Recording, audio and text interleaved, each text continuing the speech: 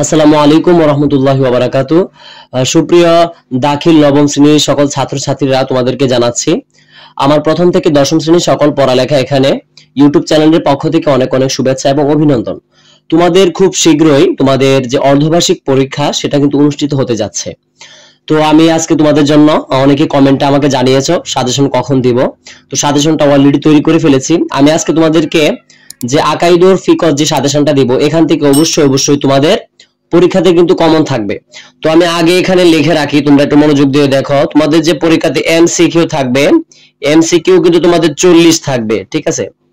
MCQ 40 থাকবে। তো এমসিকিউর জন্য আমি আলাদা কোনো সাজেশন দিব না। তোমাদের যে অধ্যায় ভিত্তিকটি রয়েছে, প্রথম অধ্যায় বিশেষ করে রয়েছে, তারপরে আকাইদ ফিকহ রয়েছে, আল আকাইদ রয়েছে, উসুল ফিকহ রয়েছে, এইগুলো থেকে যে তোমাদের সঠিক উত্তরগুলো আছে সেখান থেকে এমসিকিউ গুলো পড়বা, তাহলে ইনশাআল্লাহ তোমরা কিন্তু এমসিকিউ পারবা। বিশেষ করে এগুলো এমসিকিউ সবসময় বই থেকে দেয়, বাহির থেকে তেমন একটা দেয় না, বই থেকে কমন পড়ে। এবং তোমাদের যদি গাইড থেকে থাকে অবশ্যই আমি বলবো এমসিকিউ গুলো গাইডতে পড়লেই তোমাদের কমন আসবে, তোমাদের কোনো প্রবলেম হবে না, ঠিক আছে? তো আমি আজকে তোমাদেরকে যে বাকি 60 নাম্বার রয়েছে সেই 60 নাম্বারের সাজেশন দিব। তোমরা ভালো করে তোমরা ভিডিওটা থামিয়ে থামিয়ে খাতায় লিখে রাখবে এবং তোমরা তোমাদের বইয়ে অথবা গাইডে দাগিয়ে নেবে। আশা করি আমি যে সাজেশনটা আজকে দিব এখান থেকে তোমাদের পড়লে অবশ্যই তোমাদের পরীক্ষায় কমন আসবে। তো দেখো এখানে আমি প্রথমে যে খ বিভাগ রয়েছে এখানে তোমাদের পরীক্ষাতে লিখতে হবে মোট একটা প্রশ্নের উত্তর দিতে হবে। 10 নাম্বার থাকে তোমাদের এটাতে, 10 নাম্বার, ঠিক আছে? তো একটা নাম্বার 10 নাম্বারের জন্য আমি এখানে দেখো 4টি লিখেছি। তোমরা অবশ্যই স্ক্রিনশট মেরে রেখে দাও, আশা করি, ঠিক আছে? তোমাদের যে খ বিভাগ অর্থাৎ 2 নং প্রশ্নের জন্য একটা লিখতে হয়। তোমাকে এখানে 4টা দিয়েছে, 4টা শিখলে একটা তোমার পরীক্ষাতে থাকবে ইনশাআল্লাহ, ঠিক আছে? তো তারপরে চলে যায় গ বিভাগ অর্থাৎ 3 নং প্রশ্নের জন্য। 3 নং প্রশ্নের মধ্যে তোমাদের প্রশ্ন থাকবে। 3 নং প্রশ্নের মধ্যে দেখো 3 নং এর জন্য, এটা 3 নং এ থাকবে এই ঘ বিভাগটা। 3 নং এর জন্য 2টা প্রশ্ন দিতে হবে। তো 2টা প্রশ্নের জন্য আমি মাত্র এখানে দেখো 4টা প্রশ্ন তৈরি করেছি। এই 4টা প্রশ্ন যদি তুমি ভালো করে পড়ো তাহলে কিন্তু তুমি পরীক্ষায় 2টা খুব অনায়াসে দিতে পারবে এবং গুরুত্বপূর্ণ, যেমন দেখো এখানে দিয়েছে তোহারত, এগুলো যদি দেখো তাহলে কিন্তু হয়ে যাবে। দেখো আমি দিচ্ছি, তোমরা এগুলো ভিডিও থামিয়ে একটু কষ্ট করে লিখে নিবে। দেখো আমি এখানে বেশি একটা ফাঁক দিতে পারিনি কারণ খাতাটা খুব ছোট ছিল। তোমরা এগুলো স্ক্রিনশট মেরে খাতায় তুলে তারপরে এগুলো লিখে শিখে নিবে, যাতে এগুলো থেকে কিন্তু তোমাদের পরীক্ষায় আসবে। আমি আবারও বলছি এগুলো থেকে তোমাদের পরীক্ষায় কিন্তু থাকবে, খুবই সংক্ষিপ্ত আকারে মাত্র 4টা দিয়েছে। 4টা যদি পড়ো তোমাদের পরীক্ষায় 2টা কমন ইনশাআল্লাহ থাকবেই থাকবে। তো দেখো এখানে কিন্তু তোমরা 20 নাম্বার পেয়ে যাবা, ঠিক আছে? এখানে 20 নাম্বার, 3 নং প্রশ্নের মধ্যে 2টা প্রশ্নের উত্তর দিতে হবে, 20 নাম্বার পরীক্ষাতে থাকবে 3টা। তো তারপরে চলে যায় ঘ বিভাগ, এটা তোমাদের 4 নং প্রশ্ন থাকবে। তো 4 নং প্রশ্নে থাকবে তোমাদের ঘ বিভাগ, এখান থেকে তোমাদের একটা উত্তর দিতে হবে আর এটা থাকবে তোমার 4 নং প্রশ্নের মধ্যে থাকবে এটা, ঠিক আছে? তোমাদের 4 নং এ থাকবে কিন্তু এটা উসুলে ফিকহ যেটা রয়েছে 4 নং এ। মোট আমি এখানে দেখো 4টা দিয়েছি, খলিফা খস দিয়েছি যেমন। তো এখানে তুমি যদি 4টা পড়ো আমি আশা করি এই 4টা থেকে তোমাদের পরীক্ষায় একটা কমন থাকবেই থাকবে।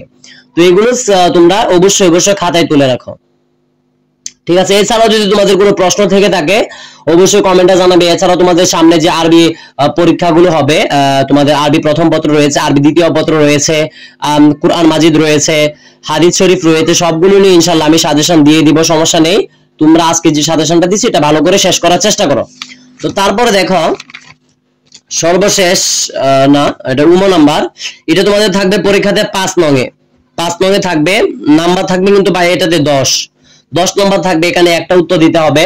তো দেখো আল আখলাক থেকে আমি এখানে তোমাদের জন্য 4টি প্রশ্ন করেছি।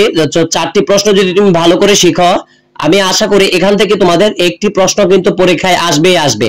তো আমার এই সাজেশনটাকে খেলায় তোমরা নষ্ট করবে না, অবশ্যই ভালো করে পড়ে তোমাদের পরীক্ষার জন্য প্রিপারেশনটা ভালো করে নেবে আমি আশা করি, আর এখান থেকে তোমাদের কমন থাকবে।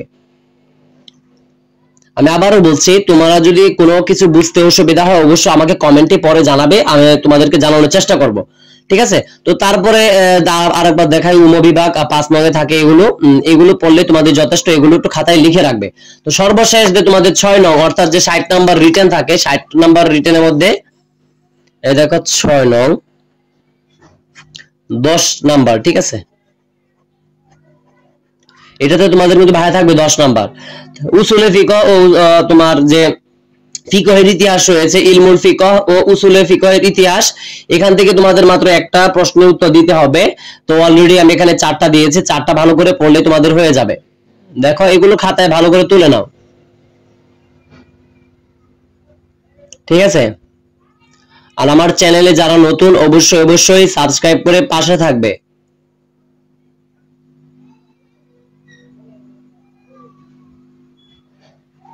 তো আশা করি তোমরা আমার ভিডিওটা দেখেছো, বুঝতে পেরেছো।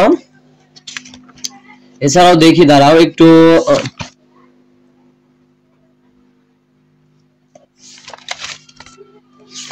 তো আমি আর দেরি করছি না। যদি আমার ভিডিওতে কোনো ত্রুটি দেখে থাকে অবশ্যই কমেন্টে জানাবে, সামনে সংশোধন করে আপনাদেরকে দেখানোর চেষ্টা করব। তো আজকের মতো আমি বিদায় নিচ্ছি। প্রথম থেকে দশম শ্রেণীর সকল পড়ালেখা এখানে উইথ এমআর ইউটিউব চ্যানেলের পাশে থাকো, এবং সকল সাজেশন পেতে অবশ্যই আমার চ্যানেলটি সাবস্ক্রাইব করে পাশে থাকো। আর আমি যেগুলো দিয়েছি, আমি আবারও বলছি ভাইয়া, তোমাদেরকে যেগুলো আমি দিয়েছি এগুলো যদি তোমরা একটু কষ্ট করে পড়ো, আমি বলতে পারি এখান থেকে কিন্তু তোমাদের 60 নাম্বার রিটার্ন থাকবে। আর এমসিকিউ যেটা বলেছি সেই কাজ করলে তোমরা এমসিকিউ কিন্তু পরীক্ষায় কমন পাবে। তো আমি আর দেরি করছি না। আসসালামু আলাইকুম ওয়া রাহমাতুল্লাহি ওয়া বারাকাতুহু।